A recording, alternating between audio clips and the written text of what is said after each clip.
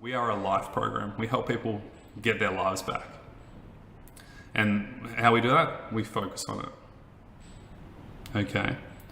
And so we focus on baseline. We have huge mindset shifts. One of our clients just recently, she has literally gone from, just like total chaos and overwhelm to feeling so in control, knowing exactly what she needs to do, what feels right for her in the moment, listening to her body, and her energy is just like getting better and better. Her capacity is getting better and she's just doing so much better. Yeah. But mindset shifts, and this is not to like positive think. We don't believe in positive thinking. We don't think like pretending that you're fine when you're not fine.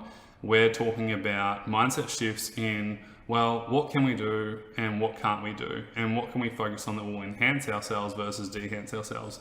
Unfortunately, sometimes we get into a habit of focusing on the wrong things. Focusing on everything that you can't do. You might be holding on to guilt. You might be holding on to comparison. That's a big one. An easy way to feel really sad and upset is to compare yourself. A sure way to feel really crap about yourself is to feel super, super sorry for yourself. If you're feeling sorry for yourself, yeah, understandable, but it's also going to keep you stuck. And I'm going to show you a diagram in a second of exactly what that looks like. There's this thing of, this type A personality, this perfectionistic kind of thinking, like you focus on everyone else outside of yourself. You don't put yourself first or equal. If you have a hard time putting yourself first, what I recommend is just focusing on putting yourself at least equal. You have to look after your needs too. You basically want to start moving forwards and focusing on what you want to create in your life and then do it, right?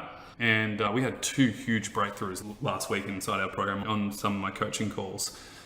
Oh my God. Like one, I'm not going to say her name just for privacy reasons, but like we're talking like 30 years of suffering and a shift within 20 minutes.